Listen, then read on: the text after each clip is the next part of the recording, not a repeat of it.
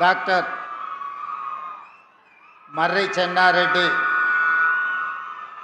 Telangana institute of medical sciences super speciality hospital ప్రారంభోత్సవ కార్యక్రమానికి నాతో పాటు ముఖ్య అతిథులుగా ఉప ముఖ్యమంత్రి వర్యులు మిత్రులు బట్టి విక్రమార్క గారిని,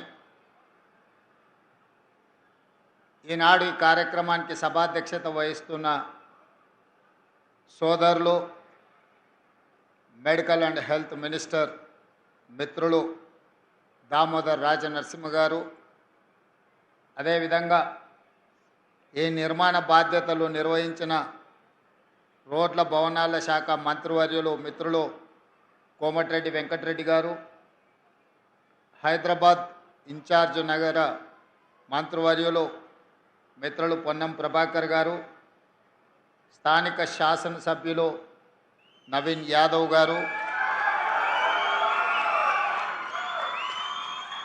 రాజ్యసభ సభ్యులు యువమిత్రులు అనిల్ కుమార్ యాదవ్ గారు, కంటోన్మెంట్ శాసనసభ్యులు మిత్రులు శ్రీ గణేష్ గారు, అదేవిధంగా శాసనసభ్యులు మీర్ జుల్ఫీకర్ అలీ గారు, అదేవిధంగా శాసనసభ్యులు డాక్టర్ రాజేష్ రెడ్డి గారు, అదేవిధంగా శాసన మండలి సభ్యులు పెద్దలు ప్రొఫెసర్ కోదండరామ్ గారు, అదేవిధంగా శాసన మండలి సభ్యులు మిత్రులు బల్మూర్ వెంకట్ గారు, మరో శాసన మండలి సభ్యులు మిర్జా రహమత్ బేగ్ గారు, అదేవిధంగా మాజీ శాసనసభ్యులు మిత్రులు సంపత్ కుమార్ గారు, మాజీ శాసన మండలి సభ్యులు రాములు నాయక్ గారు, అదేవిధంగా స్థానిక నాయకులు బాబా ఫషుద్దీన్ గారు, అదేవిధంగా మరో స్థానిక నాయకులు సిఎన్ రెడ్డి గారు, ఇతర ప్రజాప్రతినిధులు, పార్టీ ప్రతినిధులు,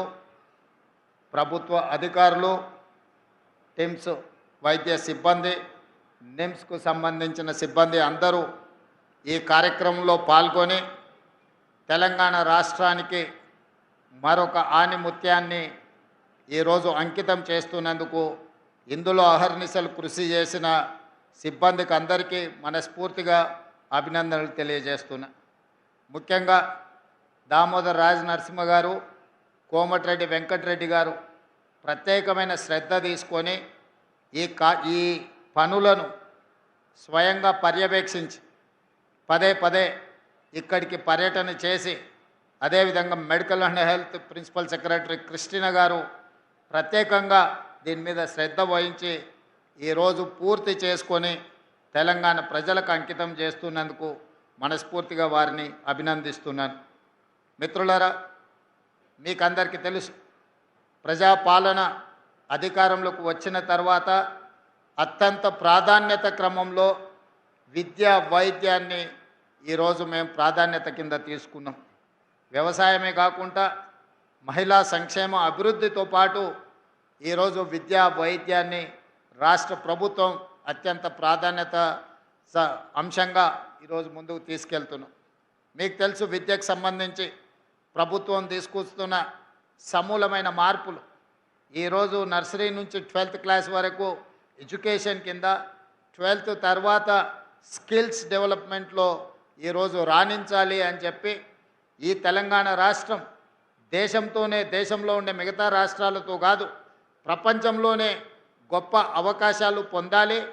ఇందులో ముఖ్యంగా మా girls nursing college medical doctors అయ్యి ప్రపంచంలోనే సేవలు అందించాలని ముఖ్యంగా జర్మనీ, జపాన్, సౌత్ కొరియా లాంటి దేశాలు మన నర్సింగ్ స్టాఫ్ మీద ఎంతో ఆసక్తి చూపిస్తున్నారు.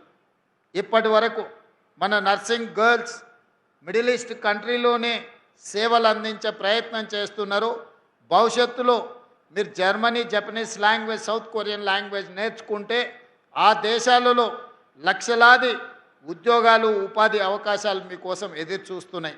అందుకే ఈరోజు నర్సింగ్ కాలేజెస్ కానీ, పారా మెడికల్ సిబ్బందిని కానీ డాక్టర్స్ నియామకంలో నాకు తెలిసి దామోదర్ రాజ నరసింహ గారు వారు చెప్పాలి, ఇప్పటి వరకు 16,000 మంది సిబ్బందిని తెలంగాణ రాష్ట్రంలో మన ప్రభుత్వం వచ్చిన తర్వాత నియామక పత్రాలు అందించడం జరిగింది.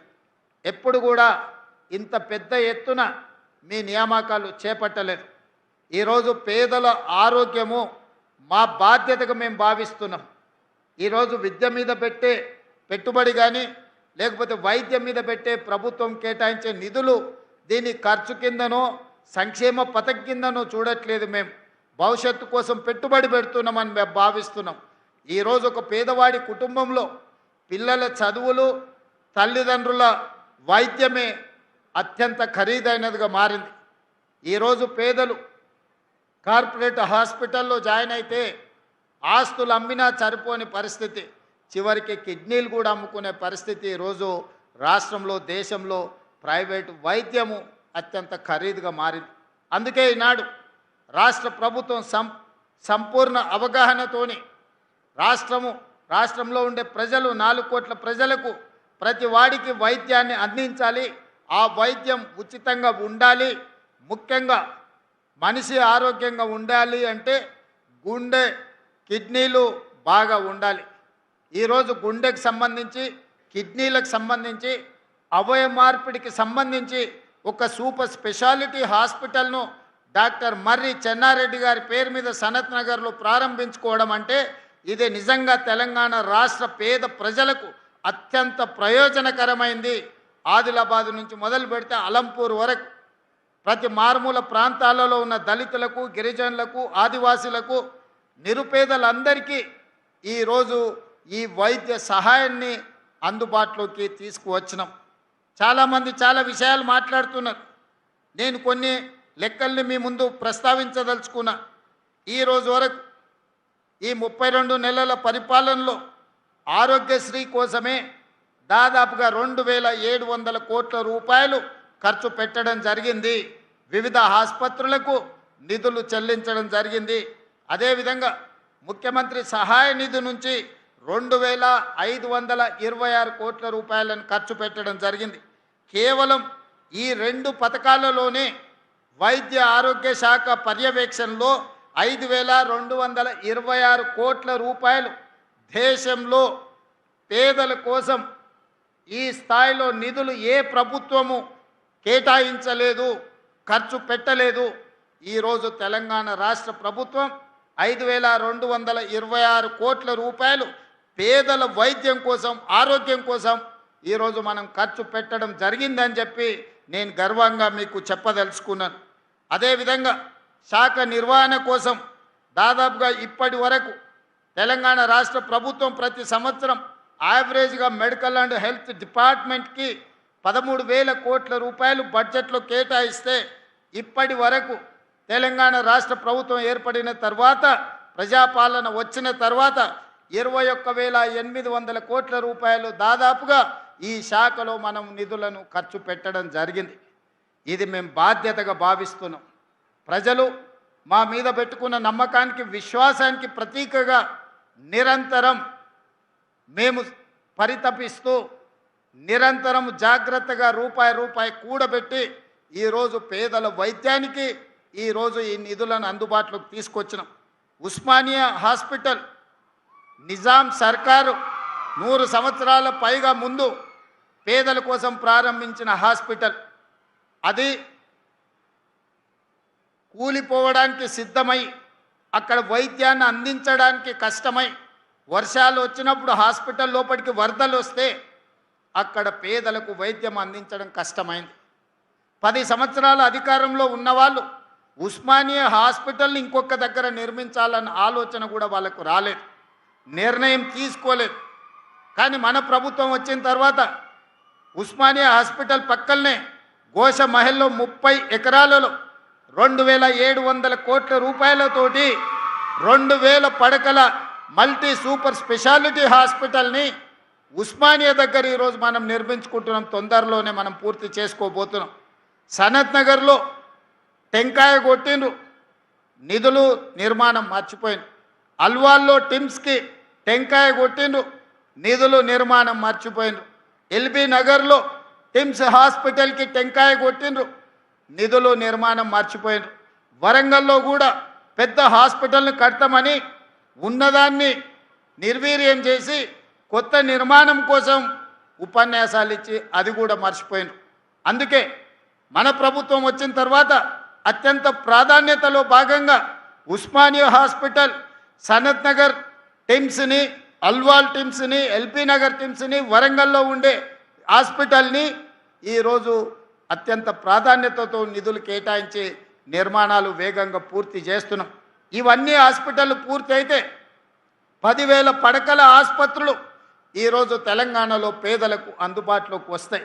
తద్వారా పేదలకు ఒక విశ్వాసాన్ని, ఒకనాడు జానపదాలలో పాడుకునే వాళ్ళు తెలంగాణ మారుమూల పల్లెల్లో నేను రాను బిడ్డో సర్కారు దావఖానకి అని. ఎందుకంటే 100 బాధలు ఒక్క పదంలో, ఒక్క జానపదంలో ఆనాడు చెప్పుకోవడం జరిగింది. ఈనాడు రాబోయే సంవత్సరంన్నర తిరిగే లోపల 2027 డిసెంబర్ 9 తారీఖు లోపల Osmania hospital, Alwal, LB Nagar and Warangal ప్రతి 6 నెలలకు ఒక హాస్పిటల్ని పూర్తి చేసి ఏ కార్పొరేట్ హాస్పిటల్ కూడా మన ప్రభుత్వ ఆసుపత్రులతో పోటీ పడలేని విధంగా తీర్చిదిద్ది ఒక్కొక్క హాస్పిటల్కు ఒక్కొక్క డైరెక్టర్ను నియమించి ఆ డైరెక్టర్ పర్యవేక్షణలో ఈరోజు నిమ్స్ అందిస్తున్న సేవలకు పోటీగా ఈరోజు ప్రపంచంలోనే నిమ్స్ హాస్పిటల్కి ఎయిమ్స్తో పోటీపడి సేవలు అందిస్తున్న గుర్తింపు ఉన్నది. రాబోయే రోజుల్లో వీటన్నిటిని కూడా ఆ స్థాయిలో నిర్వహించి వాటికి అవసరమైన నిధుల కేటాయింపే కాదు, వాటిని నిర్వహించడంలో ఏ అపోలో, యశోద, ఏఐజీకి వెళ్తే ఎంత పరిశుభ్రంగా ఈ హాస్పిటళ్లను నిర్వహిస్తున్నారో రాబోయే రోజుల్లో ఈ హాస్పిటల్స్ని కూడా అదే స్థాయిలో నిర్వహిస్తాం. వాటి మీద ప్రత్యేకమైన కార్యాచరణ తీసుకోవాల్సిందిగా మా సిబ్బందికి అందరికీ నేను సూచన చేస్తున్నా. ఇక్కడికి వచ్చే వాళ్ళకు ఉచితంగా భోజనం, ఉండడానికి అటెండెంట్స్, పేషెంట్లు వెంబడి ఎవరైనా వస్తే వాళ్ళు బయటికి వెళ్ళి హోటళ్లలోనో లాడ్జిల్లోనో ఉండడం కష్టం, ఇక్కడ ఉండే పేషెంట్లను చూసుకోవడం ఇబ్బంది. అందుకే ఇక్కడికి పేషెంట్లతో పాటు వచ్చే వాళ్లకు డార్మెటరీస్ ఇవ్వాలని, అదేవిధంగా క్యాంటీన్లో మంచి ఫుడ్ ఇవ్వాలని, ఇతర వసతులు కూడా వాళ్ళకి ఇవ్వాలని అవసరమైన నిధులను మంజూరు చేయాల్సిందిగా, సూపర్ పీజీని కూడా ఇక్కడ శాంక్షన్ చేయాల్సిందిగా, నర్సింగ్ కాలేజెస్ ఇక్కడ ఉంటే 60-70% పేషెంట్లకు మా నర్సులే సేవలు అందిస్తారు. ఆ పైన వాళ్ళకే డాక్టర్లతో అవసరం ఉంటుంది. 70% పైగా ఆసుపత్రికి వచ్చే పేదలకు వైద్యాన్ని మా నర్సింగ్ సోదరిమణులే సేవలు అందిస్తారు. పైనుండే 30%కే డాక్టర్లు, సూపర్ స్పెషాలిటీ డాక్టర్స్తోనే అవసరం ఉంటుంది. అదేవిధంగా నేను మెడికల్ అండ్ హెల్త్ మినిస్టర్ గారికి ఒక సూచన చేస్తున్నా. ఈరోజు మనం ఆరోగ్యశ్రీలో కానీ సీఎం రిలీఫ్ ఫండ్లో ప్రైవేట్ వాళ్ళకే ఎక్కువ నిధులు ఇస్తున్నాం. మీరు గవర్నమెంట్లో డాక్టర్లను అదనపు సమయాన్ని పని చేయమని ఉండి సర్జరీలు చేసే డాక్టర్లకు ఇన్సెంటివ్స్ ఇద్దాం. అప్పుడు ఆ డాక్టర్లు అదనపు సమయం మన ప్రభుత్వ వైద్యశాలల్లోనే పనిచేస్తారు. వాళ్ళ డ్యూటీ సమయం తర్వాత వాళ్ళ నైపుణ్యాన్ని, వాళ్ళ నేర్పరితనాన్ని ప్రభుత్వ ఆసుపత్రుల్లో చేరే పేషెంట్ల కోసం ఉపయోగిస్తే వాళ్ళు సర్జరీలు, వాళ్ళకున్న స్పెషాలిటీని పేదలకు వైద్య సేవలు అందిస్తే మనం ఇన్సెంటివ్స్ ఇద్దాం. ఆ ఇన్సెంటివ్ ఇచ్చినప్పుడు ఆటోమేటిక్గా వాళ్ళు అడిషనల్ అవర్స్ ఇక్కడ పనిచేస్తారు. They can spend quality time for poorest of the poor patients. So ఇప్పుడు మనం ఇక్కడ ఇవ్వకపోతే వాళ్ళు డ్యూటీ అవర్స్లో ఇక్కడ పనిచేసుకొని వాళ్ళు ప్రైవేట్ ప్రాక్టీస్ చేయడమో, ప్రైవేట్ హాస్పిటల్స్లో పనిచేయడమో, లేదా వాళ్ళకున్న నైపుణ్యాన్ని ఇతర దగ్గర ఉపయోగిస్తున్నారు. కాబట్టి మీరు దీనికి క్షుణ్ణంగా పరిశీలించి నేను అధికారులకు కూడా సూచన చేస్తున్నా. సూపర్ స్పెషాలిటీ ఉన్న డాక్టర్స్ని if they spend additional time, if they are going to serve additional time in our hospitals, we have to appreciate them, we have to give incentives them through this Arogyasri or CM Relief Fund. So ఈ విధంగా ఈ శాఖను ప్రక్షాళన చేసుకొని ప్రజలకు విశ్వాసం కల్పించి ప్రజలకు ఒక నమ్మకాన్ని అందించి మాకు కష్టం వస్తే తెలంగాణ రాష్ట్ర ప్రభుత్వం ఉన్నది, మమ్మల్ని చూసుకోవడానికి తెలంగాణ ముఖ్యమంత్రి రేవంత్ అన్న ఉన్నాడనే భరోసా మీరు కల్పించాలి. పేదలకు నమ్మకం, విశ్వాసం కల్పిస్తే మన జన్మ సార్థకమైనట్టే. విద్యార్థులకు నర్సరీ టు 12th వరకు విద్యను అందించి 12th తర్వాత సాంకేతిక నైపుణ్యాన్ని అందిస్తే మనం ఏ వెల్ఫేర్ స్కీమ్ వాళ్ళకి ఇవ్వాల్సిన పని లేదు. వాళ్ళే సొంతంగా బతుకుతారు. ఈ దేశంలోనే కాదు ఇతర దేశాలలో కూడా సేవలు అందిస్తారు. లక్షల రూపాయలు సంపాదించి వాళ్ళ కుటుంబాన్ని ఆదుకునే ప్రయత్నం చేస్తారు. ఎవరు కూడా ఇష్టంతో సంక్షేమ పథకాలను తీసుకోరు ప్రభుత్వం నుంచి ఉచితంగా. కష్టం వచ్చినప్పుడు మాత్రమే సంక్షేమ పథకాలను ఉచితంగా తీసుకోవాలని ఆలోచన చేస్తారు. చాలామంది ఆత్మగౌరవంతో బ్రతకాలనుకుంటారు, కష్టపడి బతకాలనుకుంటారు, విద్య నేర్చుకొని సాంకేతిక నైపుణ్యాన్ని నేర్చుకొని సమాజంలో గౌరవం పొందాలనుకుంటారు. ఆ అవకాశాలు ప్రభుత్వం కల్పించలేనప్పుడే, ప్రభుత్వం అందించలేనప్పుడే సంక్షేమ పథకాల కోసం ఎదురు చూస్తారు. సంక్షేమ పథకాలను తగ్గించాలనుకుంటే సర్వస్వతంత్రంగా వాళ్ళ కాళ్ళ మీద నిలబడే విధంగా మన విధానాలను మనం అమలు చేస్తే ఏ ప్రజలు కూడా ప్రభుత్వం నుంచి ఉచితంగా ఆశించరు. అందుకే ఈరోజు మనం ఈ విషయాలకు సంబంధించి nursery to 12th class breakfast, lunch, education, school kit ఇవన్నీ ఇవ్వడంతో పాటు నాణ్యమైన విద్యను అందించాలి. 12th తర్వాత సాంకేతిక నైపుణ్యాన్ని మనం అందించాలి. దాని మీద పూర్తి స్థాయిలో మా సహచర మంత్రులు సమయాన్ని కేటాయించి ప్రజలందరికీ వివరించి ప్రభుత్వము పేద ప్రజల కోసమే పనిచేస్తుందనే నమ్మకాన్ని కలిగిద్దామని మీ అందరికీ విజ్ఞప్తి చేస్తూ, నిన్న మన ఒక ఆయన ఇక్కడికి వచ్చిపోయాడు. ఈ విషయాన్ని కూడా మీతో పంచుకోవాలి. సనత్ నగర్ ఎమ్మెల్యే గారు వాళ్ళ పార్టీ నాయకుడిని మనం పూర్తి చేసి ప్రారంభిస్తున్నామంటే ముందుగానే ఎట్లయినట్టు మనం రివ్యూస్ చేసినప్పుడు టీవీలలో పేపర్లలో వార్తలు వస్తాయి. వచ్చే నెలలో ముఖ్యమంత్రి గారు లేదా వైద్య ఆరోగ్య శాఖ మంత్రి ఉప ముఖ్యమంత్రి గారు సనత్ నగర్ హాస్పిటల్ని ప్రారంభించబోతుండు అని టీవీల పేపర్లో చూడంగానే పొద్దున్నే లేస్తున్నారు, పగటి వేషగాళ్ళలాగా తయారవుతున్నారు, ఇక్కడికి వచ్చి హడావిడి చేస్తున్నారు. ఆ సనత్ నగర్ ఎమ్మెల్యే గారు కేటీఆర్ గారిని తీసుకొచ్చి హాస్పిటల్ అంతా అక్కడ ఇక్కడ కళ్ళు తిరిగి చూసిండు. ఇది మేమే కష్టపడి కట్టినాం, రేవంత్ రెడ్డి గారు ప్రారంభిస్తున్నాడని ఆరోపణ చేసింది. నాకేం అభ్యంతరం లేదు. అట్లీస్టు వాళ్ళ ఆత్మ పరిశీలన చేసుకోవడానికన్నా పర్యటన పనికొస్తుంది. అయితే ఇది అయిన తర్వాత ఆ సనత్ నగర్ ఎమ్మెల్యే గారు చెప్పారు, ఈ వెనకాలనే ఎర్రగడ్డ మెంటల్ హాస్పిటల్ ఉంటుంది, ఒకసారి పోయి చూసిపోదామని. మనోనికి బుర్ర తక్కువ కదా, ఆలోచన ఉండదు కదా, దబదబా లోపలికి పోయిండు. లోపలికి పోతే అక్కడ అందరూ ఎవరి పనులు వాళ్ళు చేసుకుంటారు. ఒక పెద్ద మనిషి కళ్ళు మూసుకొని ధ్యానం చేస్తున్నట్టుగా ఆయన గత జ్ఞాపకాలను కుటుంబాన్ని గుర్తు చేసుకుంటూ ఆయన డీప్ ట్రాన్స్లో ఉంటే ఈ సనత్ నగర్ ఎమ్మెల్యే గారు పోయి ఊరుకుండక ఆయన భుజం తట్టి తాత అని లేపిండు. కళ్ళు తెరిచి చూసిండు ఇద్దరు. ఏం సంగతి బిడ్డ అంటే, మా సార్ని గుర్తుపట్టినావు అని నేను చూపించాడు. లేదు బిడ్డ నేను గుర్తుపట్టలేదు అన్నాడు. ఆ సార్కు విపరీతమైన కోపం, ఉక్రోషం వచ్చింది. నన్ను గుర్తుపట్టవా తెలంగాణలో ఉండి? నా సంగతి మా నాయన సంగతి నీకు తెలియదా? నన్ను ఎట్లా గుర్తుపట్టవని? లేదు బిడ్డ నిజంగానే నేను గుర్తుపట్టలేదంటే, ఇగో ఆ టిమ్స్ సనత్ నగర్ కట్టింది నేనే, అల్వాల్ టిమ్స్ కట్టింది నేనే, ఎల్బీ నగర్ టిమ్స్ కట్టింది నేనే, అయినా నన్ను గుర్తుపడతలేవా అన్నాడు.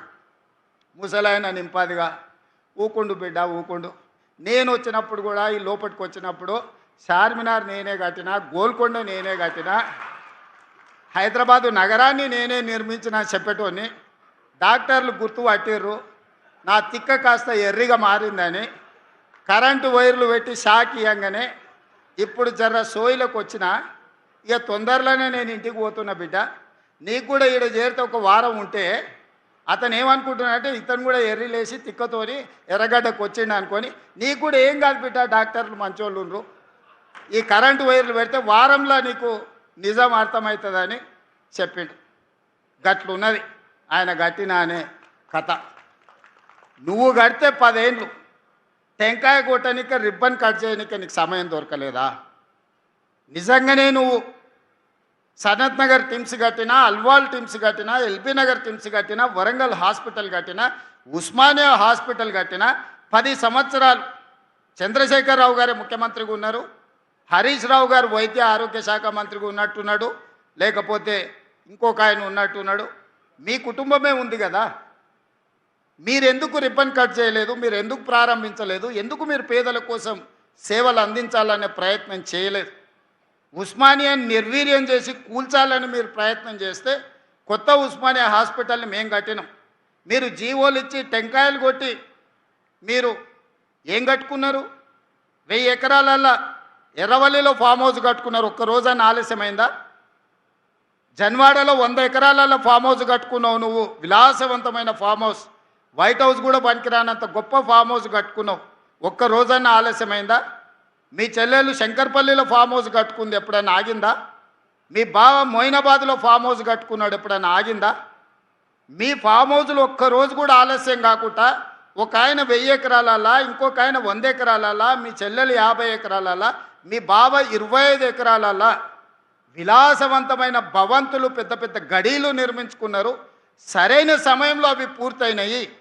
కానీ మా పేదలకు అందించే ఒక్క హాస్పిటల్ అన్న మీరు గట్టి చూపించిండ్రా, పూర్తి చేసిండ్రా, ప్రారంభించిండ్రా, పేదలకు వైద్యాన్ని అందించిండ్రా? ఇంకా కూడా ఆత్మ పరిశీలన చేసుకోకుండా ఏ మాత్రం సమాజం గమనిస్తుందని సిగ్గుపడకుండా నోటికొచ్చిన అబద్ధాలు చెప్పి బతకాలనుకుంటారు. తెలంగాణ ఉద్యమం అప్పుడు రాష్ట్ర సాధన కోసం మీరు ఎన్ని అబద్ధాలు చెప్పినా, ఎన్ని తప్పులు చేసినా ఆ ప్రొఫెసర్ కోదండరామ్ గారి ముఖం చూసి మేము అందరం ఊరుకున్నాం. ఇప్పుడు అట్లాంటి పరిస్థితి లేదు. దయచేసి మీ ఆలోచనలు, మీ బుద్ధి మారాలి. కరువు రావాలని అఘోర దీక్షలు, రాష్ట్రంలో రైతులు చచ్చిపోవాలని చేతబడులు చేపించేది మాని మీ బుద్ధి మారాలని ఆ నల్లమల్ల అడవుల పోయి ఒక 2 ఏళ్ళు తపస్సు ఏమైనా చేస్తే, అడవులల్లో ఆ సెంచులకు ఏమైనా సేవ చేస్తే, లేకపోతే ఆదిలాబాదులో మా గోండులకు ఏదన్నా సేవలు అందిస్తే మీరు సంపాదించిన 1,00,000 కోట్లల్లో కనీసం నియోజకవర్గానికి 10 కోట్లు 20 కోట్లు ఖర్చు పెట్టి సేవలు చేస్తే మీరు చేసిన పాపాలు కొన్నెన్నా తగ్గుతాయి, మీకు విముక్తి జరుగుద్ది. అంతే తప్ప అబద్ధాల ప్రచారాలతోని, ఆర్టిఫిషియల్ ఇంటెలిజెన్స్లో క్రియేట్ చేసిన సోషల్ మీడియా ప్రచారంతో, లేకపోతే మీ బంట్రోతులు కట్టే ఫ్లెక్సీలతోని మిమ్మల్ని ఎవడు నమ్మడు. మీరు అన్నీ చేసినామని అబద్ధాలు చెప్తేనే మిమ్మల్ని ఇంటికి పంపించారు. పార్లమెంట్ అప్పుడు గుండు సున్నిచ్చారు. సర్పంచ్ ఎలక్షన్లప్పుడు గోతి తీసి పాతి పెట్టారు. మున్సిపల్ ఎలక్షన్లప్పుడు మీ ఎక్కడున్నారో అత్తా పత్తా లేదు. అయినా మీ బుద్ధి మారలేదు. నేనేం మీ బుద్ధి మారాలని కోరుకుంటలేను. మీరు ఇట్లనే 2034 వరకు ఉండాలని నేను కోరుకుంటున్నాను. ఎందుకంటే మీలాంటి ఉంటే నాకు అలకట్ పని. చంద్రశేఖరరావు గారు నాకు ఏం సాయం చేసినా చేయకపోయినా గట్లాంటో నీ కొడుకు నువ్వు ఈ తెలంగాణకి ఇచ్చినందుకు నాకు మేలు జరిగింది. అట్లనే ఉండాలి. నీ కొడుకు మారొద్దు. మారితే మళ్ళీ మేము ఇంకా కొంచెం ఎక్కువ కష్టపడాల్సి వస్తుంది. కాబట్టి మిత్రులారా, ఎవరేమనుకున్నా మా మంత్రులు కూడా బాధపడుతున్నారు. మా ఎంకన్నా, మా బట్టన్న వాళ్ళు ఇట్లే చెప్పిరు అట్లే చెప్పిరని. వాళ్ళు అట్లనే అబద్ధాలు చెప్పాలన్నా నిజాలు ప్రజలకు అర్థమవుతూనే ఉంటాయి. వాళ్ళ అబద్ధాలు చెప్పడం మాననంత కాలం నేను ఇట్లాంటి నిజాలు చెప్పడం కూడా మాననింగా. ఎందుకంటే ప్రతి దగ్గర ఒక 5 నిమిషాలు నిజాలు చెప్పడం మొదలు పెడతా. ఇన్ని రోజులు మనకెందుకు లేని ఊరుకున్నా, ఇప్పుడు నిజాలన్నీ మీకు చెప్తాను. నిజాలు మీకు తెలుస్తాయి. ఈ కార్యక్రమాన్ని ఇంత అద్భుతంగా నిర్వహించినందుకు ఈ సనత్ నగర్ టిమ్స్ సిబ్బందితో పాటు మా వైద్య ఆరోగ్య శాఖ మిత్రులందరిని కూడా మరొక్కసారి అభినందిస్తూ మీ అందరి దగ్గర సెలవు తీసుకుంటున్నా. ధన్యవాదాలు మిత్రులారా.